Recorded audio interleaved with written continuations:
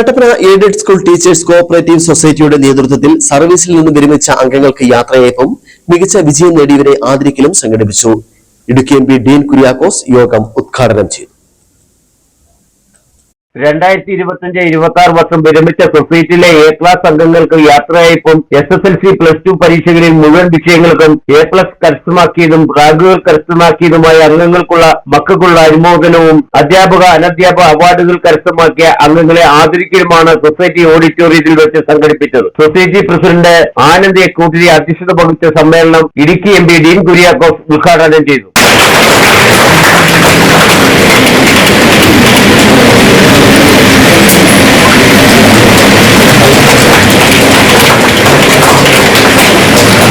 ഇടുക്കി ജനത എന്നും പോരാട്ട വീര്യത്തിന്റെ കരുത്തുമായി നിലയുറപ്പിച്ചിട്ടുള്ള ഒരു വലിയ പാരമ്പര്യമുണ്ട്.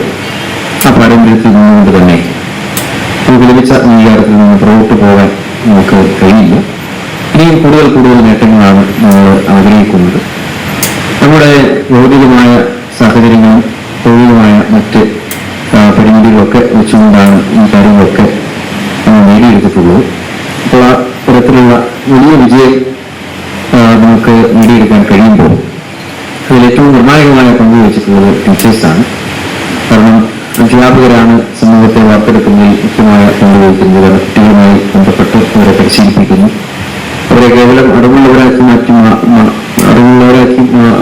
എന്നത് മാത്രമല്ല, അതിനപ്പുറത്ത് നല്ല സംസ്കാരമുള്ളവരാക്കി നല്ല നിലയിൽ ഒരു നാടിന് നേതൃത്വം കൊടുക്കാൻ എന്തൊക്കെ കാര്യങ്ങളാണ് ചെയ്യേണ്ടത് ഇതിനെല്ലാം പര്യാപ്തമാകുന്ന തരത്തിലേക്ക് അധ്യാപകർ പരിശീലിപ്പിക്കുന്നു എന്നുള്ളതാണ്. കട്ടപ്പന മുനിസിപ്പൽ ചെയർപേഴ്സൺ ജോയി വെട്ടിക്കുഴി മുഖ്യ സന്ദേശം നൽകി. ഇടുക്കി സഹകരണ സംഘം assistant registrar Anil K, Shirley K Paul, George Jacob തുടങ്ങിയവർ യോഗത്തിൽ സംസാരിച്ചു. A+ നേടിയ കുട്ടികൾക്കും യാത്രയയപ്പ് നൽകിയ ആദരിച്ച അംഗങ്ങൾക്കും അവാർഡിന് അർഹമായ അംഗങ്ങൾക്കും സമ്മാനങ്ങൾ വിതരണം ചെയ്തു.